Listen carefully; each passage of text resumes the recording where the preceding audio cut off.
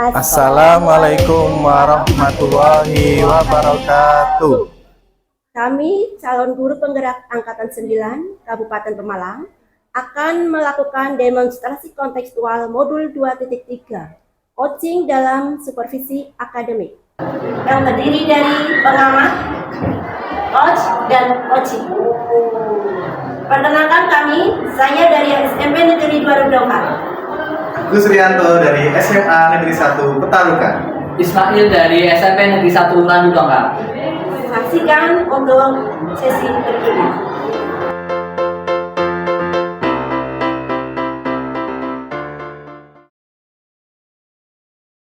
Assalamualaikum Bu Daria. Salam Pak Agus. Gimana kabarnya hari ini? Alhamdulillah sehat. Bagaimana kabar Pak Agus juga? Alhamdulillah sehat juga Bu Daria. Oke Bu Daria, pada tahap ini Bu Daria nanti akan melakukan coaching ya. Nah ini tahap pra observasi Bu Daria. Sebelumnya saya mengingatkan Bu Daria, sebelum nanti Bu Daria melakukan coaching, saya nanti akan mengamati dan menilai Bu Daria ya. Saya ingatkan nanti dalam proses coaching itu untuk dengan alur tirta nggih, dengan alur tirta, kemudian juga menerapkan dengan prinsip-prinsip coaching yang ada nggih Bu Daria nggih.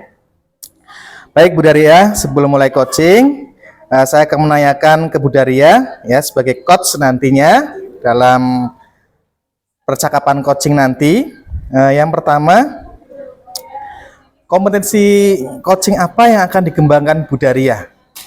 Yang pertama yaitu kehadiran penuh sebagai pendengar aktif. Yang kedua, mengajukan pertanyaan yang berbobot kepada coach. Dan yang ketiga, memberdayakan coach itu sendiri.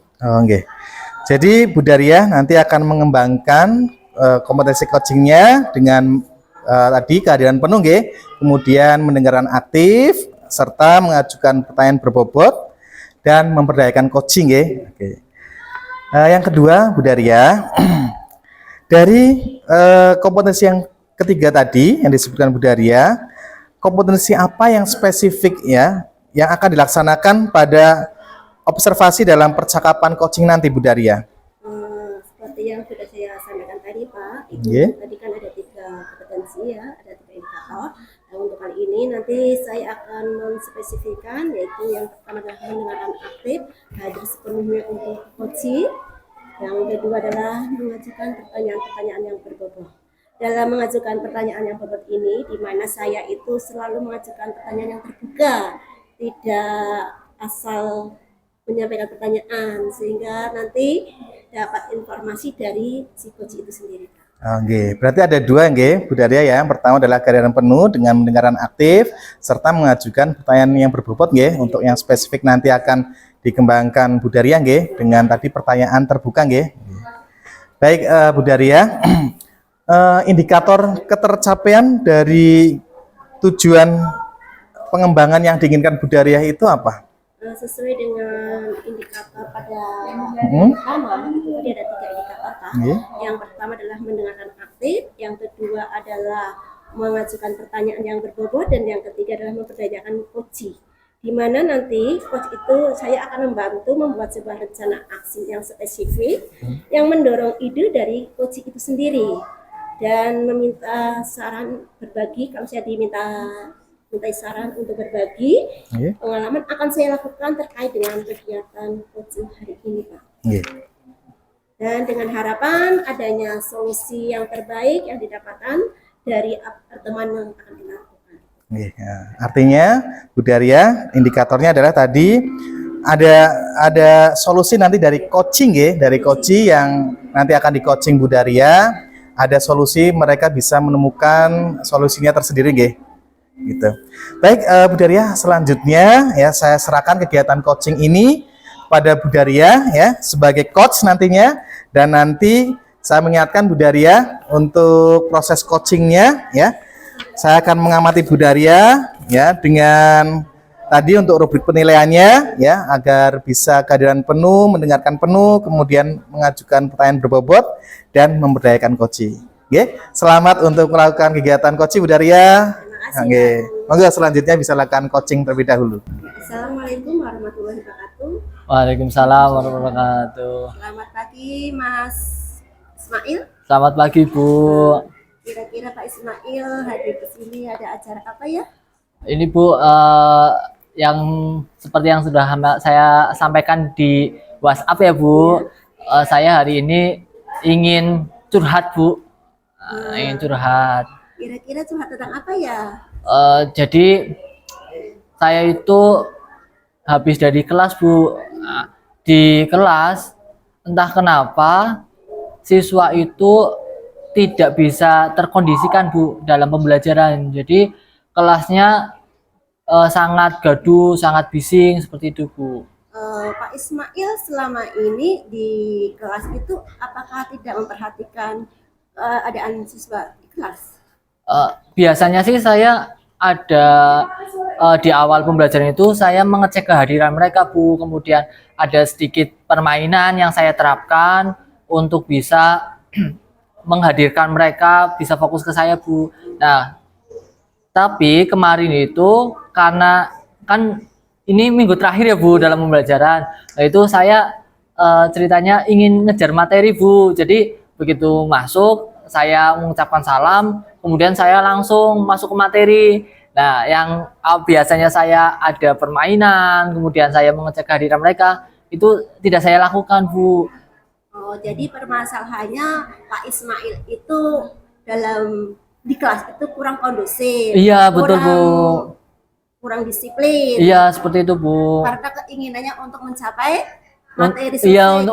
untuk ngejar materi Bu. Kira-kira pembahasan apa untuk kira-kira untuk kondisi apa lagi yang akan dilakukan oleh Pak Ismail supaya kelas itu menjadi nyaman? Nah itu Bu, saya sih kepengennya ya Bu ya setelah kegiatan ngobrol ini dengan Bu Daria, itu saya punya gambaran Bu bagaimana saya bisa menerapkan pembelajaran yang nantinya bisa membuat siswa itu fokus dalam pembelajaran, kemudian kelasnya juga enak untuk kegiatan pembelajaran, kemudian materi juga bisa saya selesaikan sesuai dengan rencana saya gitu Bu. Baiklah, jadi sekarang Pak Ismail punya rencana untuk mengubah strategi dalam pembelajaran supaya kelas itu kondusif dan anak itu menjadi nyaman dan bisa menerima pembelajaran dari Pak Ismail gitu ya Pak? Iya Bu. Ya. Jadi kira-kira berarti langkah apa yang akan dilakukan oleh Pak Ismail? Sebenarnya saya itu kemarin sudah sempat ini Bu mencari-cari di ini ya Bu di YouTube gitu Bu ya tentang metode-metode pembelajaran itu Bu. Nah saya menemukan Bu ada satu metode itu yang bisa saya gunakan di kelas Bu. Kalau nggak salah itu namanya metode jigsaw apa ya Bu? Jigsaw itu ya Bu, itu jigsaw. Jadi kemarin saya melihat di tayangan YouTube itu Bu ya, di tayangan video itu model atau metode jigsaw itu bisa digunakan untuk pembelajaran dengan beberapa tema yang berbeda sesuai dengan kelompoknya. Nah, saya berpikir, wah kalau saya materinya banyak, bisa saya terapkan di kelas itu Bu saya. Nah, itu sudah ada gambaran yang bagus. Gunakan saja itu metode jigsaw dalam kelas sehingga nanti anak itu akan nyaman, senang dan bisa menerima pembelajaran dari Pak Ismail. Iya Bu. Lalu untuk begini Pak, apakah kira-kira ada teman atau pihak lain yang dapat dijadikan sebagai teman untuk bekerja sama dalam pembelajaran ini Pak? Kolaborasi gitu Pak. Sebenarnya saya Bu, ada sih Bu, ada satu teman Bu, itu sama-sama guru matematika Bu di kelas 9 Bu. Kebetulan kelas 9 itu kan yang mengajar ada 2. Nah, saya berencana untuk meminta bantuan dari beliau untuk mengobservasi saya Bu di kelas. Jadi biar saya juga tahu ketika saya menerapkan nanti metode ini kekurangan saya apa, terus kemudian saya bisa bisa memperbaikinya lagi Bu, seperti itu Bu. Nah, itu ide yang bagus juga ya Pak ya. Ya. Apa kira-kira akan diterapkan untuk pelaksanaan kolaborasi dengan teman sejawat kita? Ini karena sudah mepet ya Bu, sudah mepet. Rencananya sih nanti siang saya akan menemui rekan sejawat tadi Bu untuk ngobrol lah Bu, untuk ngobrol. Saya konsultasi tentang, saya kan juga sudah coba untuk bikin media Bu.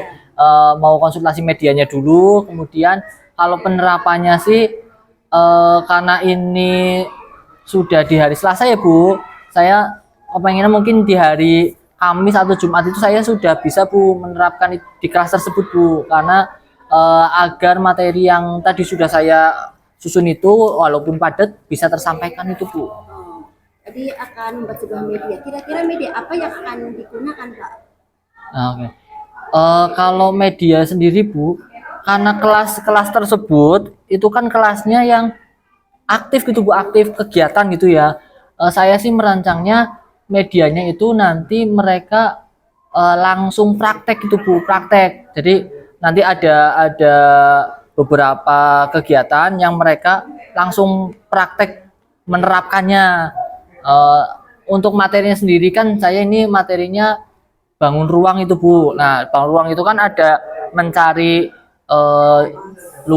mencari luas, kemudian ada volume, sama ada membuat jaring-jaring itu Bu. Nah, mungkin dengan jigsaw itu nanti saya ada satu kelas, satu kelompok yang langsung bikin jaring-jaring, kemudian nanti ada yang praktek mencari volumenya, jadi langsung praktek itu Bu. Oh, berarti kalau saya lihat dari materi dan praktek ini, kayaknya Pak Ismail itu nanti akan membuat sebuah proyek ya. Iya Bu. Kayaknya berarti menggunakan tetap metode jigsaw. Iya. Dengan apa yang akan digunakan? Nah, kalau modelnya mungkin saya kepenginnya sih ada produk bersama gitu ya Bu. Mungkin kalau project itu kan ya siapa tahu nanti bisa ya Bu, karena saya juga masih ini Bu, kurang gambaran terkait dengan metode project based learning Bu. Biasanya saya menggunakannya kan PBL, ada masalah, tapi ini saya mau mencoba Bu, kalau menerapkan tadi dengan jigsaw, kemudian nanti mereka punya project yang bisa mereka hasilkan itu Bu. Dengan proyek ini ya Pak ya, berarti nanti anak-anak itu apakah dibebaskan untuk membuat proyek tersebut, ataukah sudah direncanakan atau sudah dibuat oleh Pak Ismail itu sendiri? Kalau yang saya pikirkan ya Bu, saya nanti ada semacam temanya Bu, misalkan tadi membuat jaring-jaring atau menyelidiki rumus volume tadi dengan praktek, tapi nanti mereka bebas mau membuat jaring-jaringnya bangun apa, kemudian volumenya volume apa ya, yang penting masih dalam satu tema itu Bu. Kalau saya rencananya di sekolah seperti itu Bu. Bagus sekali rencana Pak Ismail ya. Iya.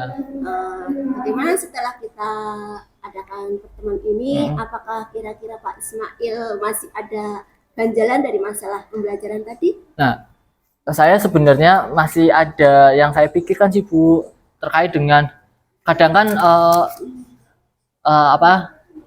rencana itu kadang bisa juga ini ya Bu, semacam tergerus ya Bu, semangatnya gitu loh Bu. Nah, saya rencananya kepengen lah cari temen yang bisa mengawal saya biar saya itu tetap semangat Bu, biar yang tadi sudah saya rencanakan bisa berjalan, bisa diterapkan gitu itu Bu. Jadi butuh penyemangat ya. Iya, seperti itu. Kira-kira dari keluarga atau mungkin rekan sejawat yang bisa dijadikan sebagai penyemangat dari Pak Ismail itu siapa? Kalau saya sih karena ini di sekolah ya Bu, saya mungkin nanti akan melibatkan beberapa pihak Bu, biar semangat saya tetap terjaga untuk bisa menerapkan ini Bu. Yang pertama tadi tentang rekan sejawat ya Bu, kemudian saya coba juga untuk ngobrol mungkin Bu dengan kurikulumnya Bu, karena saya juga kepengen nih Bu bisa didorong, terutama kan kalau membuat pembelajaran seperti itu kan butuh persiapan yang ekstra ya Bu, sama butuh prasarana juga. Nah mungkin saya juga nanti akan koordinasi dengan kepala sekolah yang dalam hal ini mungkin saya menembusi bidang sarprasnya Bu, biar misalkan saya butuh proyektor atau mungkin saya juga butuh alat peraga, itu bisa dibantulah Bu untuk menyediakan seperti itu Bu. Jadi perlu adanya dukungan dari berbagai pihak Iya, bukan betul, hanya Bu. teman sejawat saja, Iya. tapi juga butuh dari pihak sekolah, Iya, Bu. terutama sarana dan prasarana. Heeh. Nah sekarang gimana ya, Pak Ismail sudah punya rencana seperti itu. Mudah-mudahan kedepannya Pak Ismail itu dapat merealisasikan pembelajaran yang menyenangkan. Iya Bu, terima kasih nih Bu, dengan ngobrol sama Bu Daria, saya jadi lebih mantap ini Bu untuk bisa melaksanakan apa yang sudah saya pikirkan nih Bu. Terima kasih sangat Bu nih Bu. Nah, sama-sama semangat Pak. Semangat Bu, iya Bu. Terima kasih. Demikianlah perbincangan saya dan Pak Ismail dalam pembelajaran di kelas. Terima kasih. Oke, terima kasih Bu Daria dan Pak Ismail ya, yang sudah melakukan proses coaching pada siang hari ini ya. Dari pengamatan saya selaku observer ini Bu Daria ya, Bu Daria itu sudah melakukan coaching dengan Pak Ismail dengan sangat baik sekali ya. Menurut saya Bu Daria sudah menerapkan konsep coaching nih. Tadi Bu Daria, saya menangkap nih poin-poinnya nih. Sudah menjadi pendengar yang aktif nggih, sudah juga bebas judgement terhadap coaching ya, dan asumsi dan asosiasi tentunya. Dan yang saya lihat juga Bu Daria tadi sudah bisa menangkap emosi dari coach ya, yaitu Pak Ismail. Kemudian juga saya lihat Bu Daria juga sudah memberikan pertanyaan yang berbobot nih Bu Daria ya, dengan kata kunci dari coach tadi Bu Daria mengembangkan pertanyaannya tersebut sehingga pertanyaannya terbuka, dari coachingnya juga bisa menjawab pertanyaan dengan terbuka sekali. Nah, di sini juga Bu Daria sudah melakukan prinsip coaching. Yang pertama adalah prinsip kemitraan. Saya lihat tadi Bu Daria sudah cair suasananya ya, bersama Pak Ismail, terlihat akrab sekali dan bisa menyampaikan permasalahan serta solusinya. Kemudian juga dari prosesnya aktif sekali Bu Daria dan bisa memaksimalkan potensi dari coach Bu Daria ya. Oke Bu Daria, pertanyaan yang terakhir ini Bu Daria, kompetensi apa yang akan dikembangkan nih oleh Bu Daria setelah berdasarkan percakapan coaching tadi? Tadi saya sih inginnya nyasar terus, jadi saya inginnya itu ada perbaikan dalam mengatur intonasi dalam percakapan Pak. Jadi saya tadi terbawa emosi, inginnya nyosor terus, ingin nimbrung apa yang disampaikan oleh si Pak Ismail gitu, Pak. Yang kedua, situasi dengan kehadiran penuh, dan yang berikutnya dapat mengontrol emosi gitu. Tadi berarti masih emosinya masih pengennya menyela dari Pak Ismail ya selaku coaching ya. Tapi secara keseluruhan sudah bagus Bu Daria ya. Nah, nanti bisa kita terus pertahankan dengan berlatih proses coaching ini. Baik Bu Daria, Pak Ismail, terima kasih atas waktunya dan semoga dengan kegiatan percakapan coaching ini kedepannya akan lebih baik lagi dan bermanfaat buat kita semua. Terima kasih Bu Daria, Pak Ismail. Assalamualaikum. Demikianlah simulasi coaching dalam supervisi akademik yang telah dilaksanakan oleh calon guru penggerak Angkatan 9 Kabupaten Pemalang. Saya Daria SPD dari SMP Negeri 2 Radodongkal. Saya Ismail dari SMP Negeri 1 Radodongkal. Saya Agus Rianto dari SMA Negeri 1 Petarukan. Mohon maaf atas segala kekurangannya dan terima kasih. Wassalamualaikum warahmatullahi wabarakatuh.